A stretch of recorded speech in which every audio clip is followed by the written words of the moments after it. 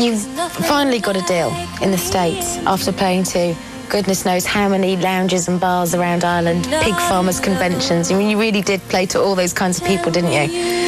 And then when you got on that flight to America, did you suddenly feel a little bit green to it all? A little bit green. We were the most naive innocence. I mean, getting there's quite funny stories about the flight. I have to tell you one about Sharon. Oh no, please. Okay. No, don't say this story. Hang on, I'm telling your story first. See, when she got on the flight, right? She turns around to Jim, and they come up with the meal, and she goes, "Oh, you get food as well, do you?" She couldn't believe you actually got food on a flight. We were on a flight for 7 hours. She thought she was going to starve for the whole flight. I loved it. I thought it was fantastic. Did you try to pay for it? I have to tell you one. Oh, mine was ridiculous. Okay, this is Sharon. Yeah, I didn't try to pay for it. I just was very giddy at the concept of paper knives and forks and some food coming my way. No, don't tell mine. It's ridiculous. Okay, but yours is really No, you've told her. I know, but hers is nicer. Yours. Mine is just too stupid for words. Okay, we're going through the packages. I'm sorry. Okay. We're going through the packages, right, that you get, and you know, you've got your toothpaste and stuff like this. So we're going through it like, wow, what's in here? You know, it's exciting, stuff like that, and the socks that come along as well. And so Sharon goes, "Oh God, why did they give you socks?" And our manager goes, "That's because," and you know the way your ears are a bit funny on the flight anyway. He goes, "That's because, you know, when you get into the air, when you reach a certain altitude, your feet swell. So it's better to take off your shoes, put the socks on." So we all put on our socks and sit there. And then later on the flight, Sharon goes, she goes, "I don't think my feet are smelling."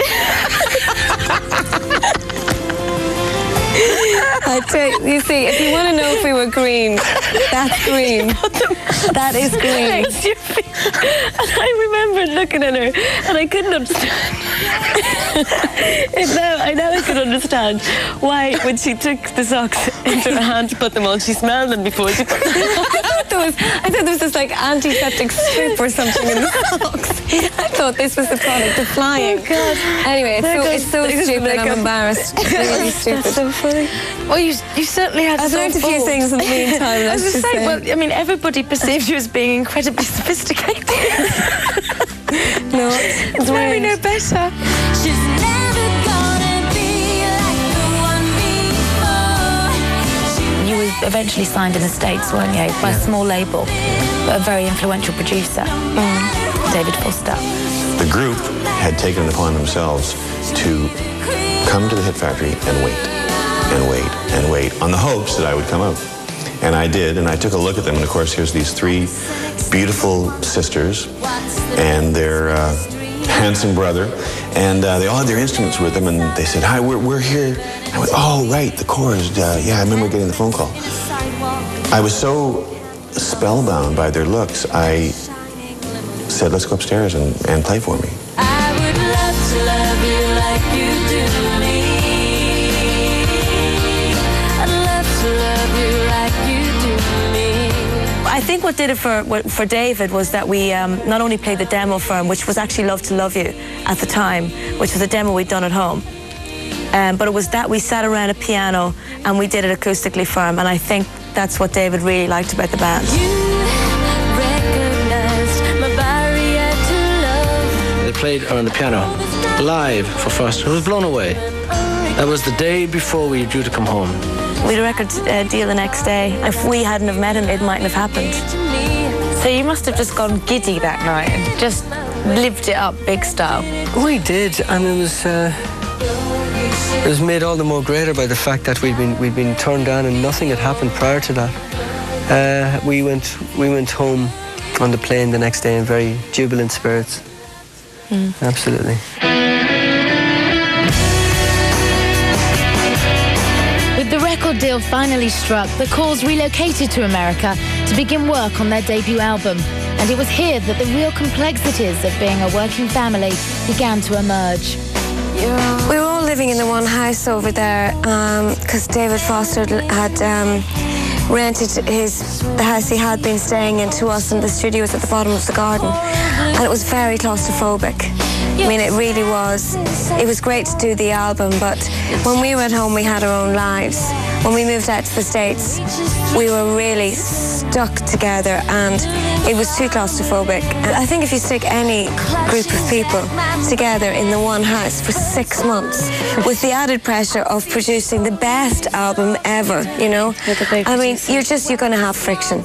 We were irritable. We needed our own space, you know. I never really loved you anyway. I know I didn't love you anyway. I think also, I mean, we were at an age that you're supposed to be like the natural progression in life, and what everybody does, and down to the animal kingdom, you flee the nest.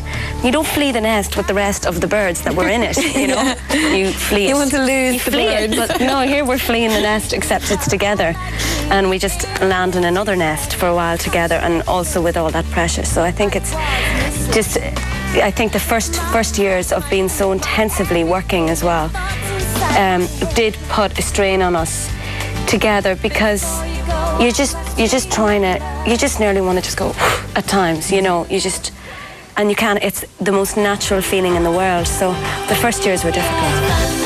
Only happens when it's raining. And players only love you when they're playing. The Given Not Forgotten provided you with hits in Australia and then Spain and other territories around the world, but it really was Talk on Corners and the release of Dreams that bedded you in as for regulars in the charts here, wasn't it? Yeah, we could feel the bubbling a little before that even. I mean, I think it was a combination of playing in the Royal Albert Hall on St. Patrick's Day and having that televised, along with, for the first time in our careers, Radio 1 playlisting us with Dreams. So it just, I think that combination got it moving here, thanks be to God. Were you starting to worry that it might not happen for you here? It was very frustrating. I think we used to always say that, you know, if you want to make it in countries, it's lovely to make it in a country that you'd like to spend time in.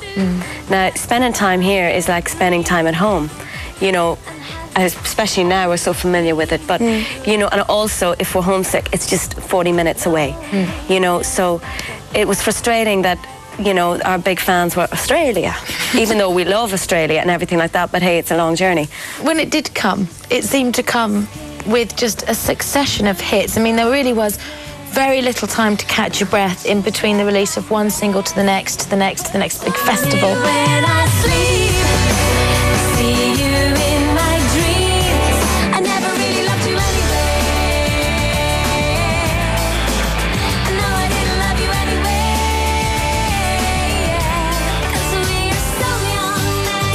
We are so young now. What can I do to make you love me? What can I do to make you care? Life really changed quite dramatically for you, didn't it? It was great. I mean, it felt wonderful, and it felt like, you know, To get you there. it felt like a relief, you know. It was very exciting, but I think we were relieved because we had tried so hard, and to finally be able to do it here was a huge relief to us. And I think it seemed like a succession of hits, but we always felt that we could do it here. We always felt that Forgiven Not Forgotten should have been a big album here, and thankfully now, because of Talking Corners, it has been a big album. But we always felt it should have had a chance. So it did, and it has been like a whirlwind for the last year or so, and it has done so well, but it's been great.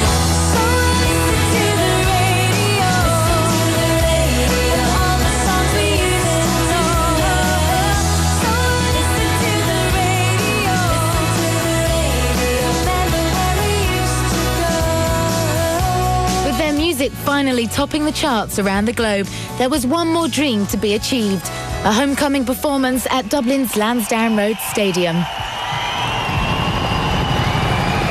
It was definitely a dream, a quite ridiculous dream that we had, and our manager had for us, that someday that we'd play Lansdowne Road, and we'd sat it out just ourselves. We came out from the dressing rooms and walked to a certain point, and the crowd couldn't see it at that point. And then we had to go up a ramp, and we were going to be seen by, I think it was the East Wing and the East Stand.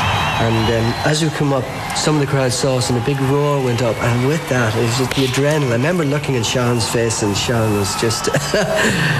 she was shaking, you know. It's just the adrenaline was pumping through our systems, and we were scared because we've never played to an audience of that amount on our own, headlining on our own at that stage. And the video finished, which is of us walking down a long corridor, and the curtains went up to the opening of Only When I Sleep, and there we saw the whole audience, and it was for me, it was like doing a bungee jump, which I did once before. The adrenaline rush was kind of similar to that.